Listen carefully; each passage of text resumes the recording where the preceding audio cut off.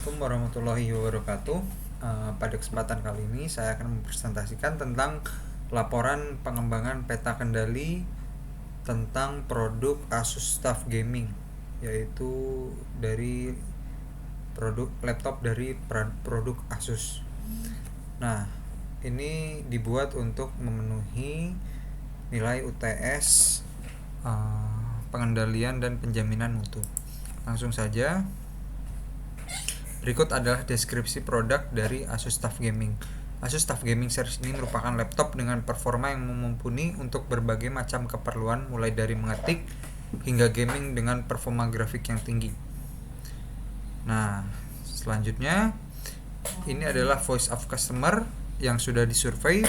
Pengambil voice of customer itu adalah pernyataan dari apa yang dibutuhkan dari suatu produk oleh para konsumen atau bakal calon konsumen.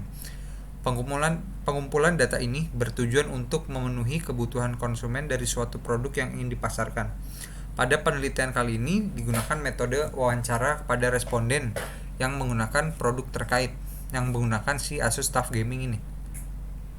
Nah, berikut adalah data voice of customer dari responden pertama, yaitu mereka menginginkan spesifikasi yang tinggi, harga terjangkau, dan desain yang bagus.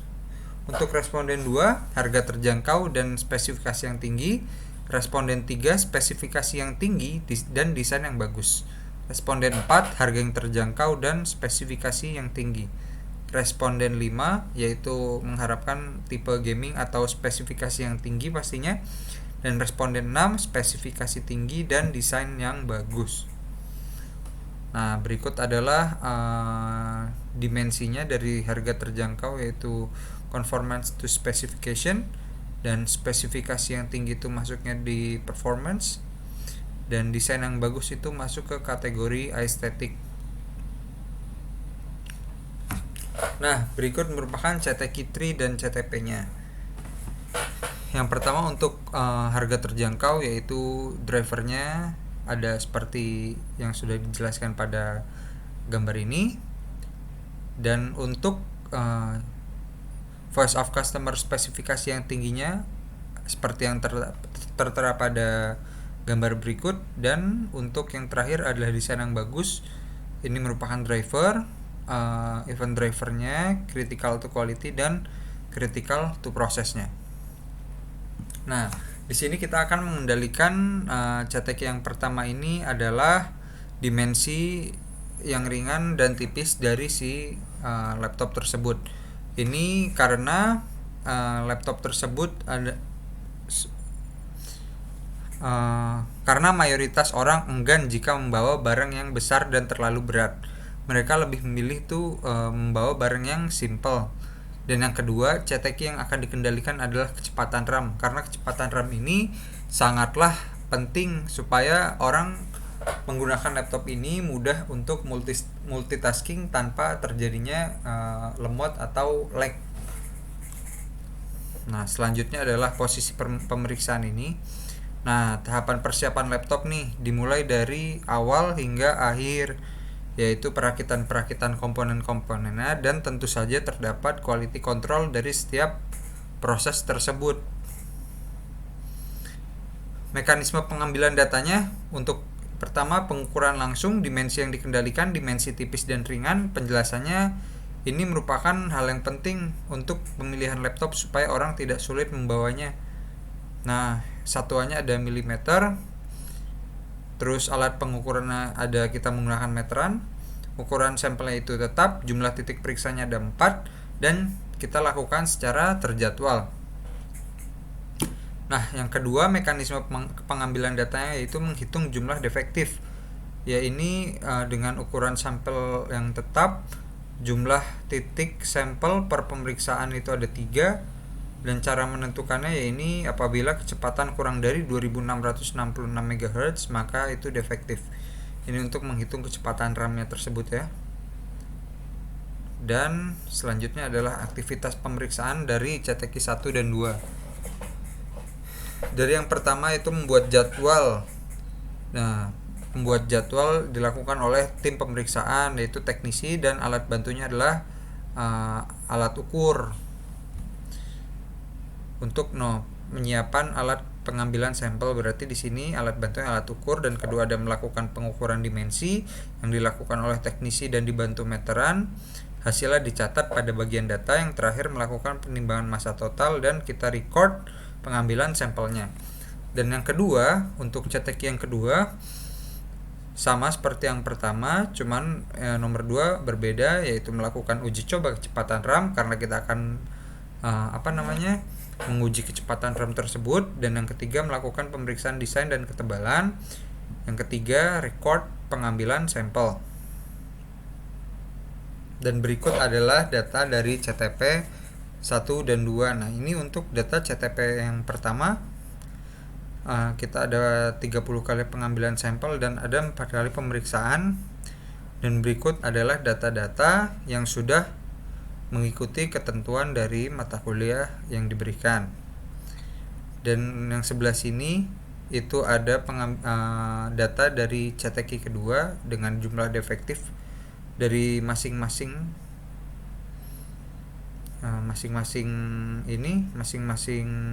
pemeriksaan. Dan langsung saja ke hasil pemeriksaan yang defektifnya ini. Nah, seperti yang tertera pada gambar ini. Terus kita buat peta kendalinya untuk si CTQ pertama. Nah, setelah kita masukkan tadi data-datanya, kita hitung X bar dengan menjumlahkan data 1, 2, dan 3 terus dibagi 4. Nah, begitu juga seterusnya yang ke bawah. Dan R barnya juga kita hitung, X bar dan R barnya X bar, jadi X bar dari ini dibarkan lagi dan kita menghitung R barnya juga. Nah, setelah itu, di sini teman-teman, ini tuh karena tidak muat, kita lanjutkan ke sebelah sini gitu. Ini sama aja datanya seperti yang pada tabel sebelah kiri. Kenapa kita menggunakan peta kendali X? Itu karena kita jumlah sampelnya itu tetap tidak berubah seperti itu. Nah, setelah itu kita menghitung batas atas dan batas bawahnya untuk peta kendali X, dan juga untuk peta kendali R-nya kita hitung juga batas atas dan batas bawahnya. Setelah itu kita kumpulkan di sini, kita membuat tabel baru, ada CL, UCL, dan LCL, dan juga X barnya. Nah, ini yang akan kita buat si grafik tersebut. Dan berikut adalah peta kendali X-nya. Nah, peta kendali X-nya ini masih ada yang melewati batas bawahnya, yaitu ada di titik 5 dan berapa ini? 25, 20 dan 25. Ini melewati sedikit ya. Tidak terlihat ini. Ini terdapat salah penulisan di sebelah sini. Nah, langsung saja masuk ke peta kendali R-nya. Tadi kita juga sudah menghitung ini. Nah, ternyata masih ada juga yang melewati batas di sini di 2 titik ini. Dan berikut merupakan fishbone keterkaitan antar man, method, material, machine dari perakitan yang tadi ini. Nah, seperti gambar yang sudah tertera pada layar ini. Dan ini adalah peta kendali untuk CTQ 2, yaitu defektifnya. Berikut adalah data-datanya. Kita menggunakan sampel yang tetap, dan kita gunakan NP chart karena data tetap dan defektif.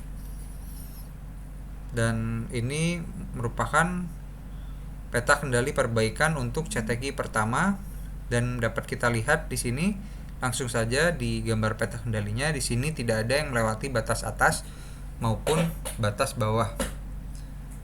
Nah, dan ini juga perbaikan untuk peta kendali R-nya, dapat kita lihat tidak ada yang melewati batas atas dan batas bawah juga. Oke, sekian presentasi dari produk Asus TUF Gaming. Kurang lebihnya mohon maaf. Wassalamualaikum warahmatullahi wabarakatuh.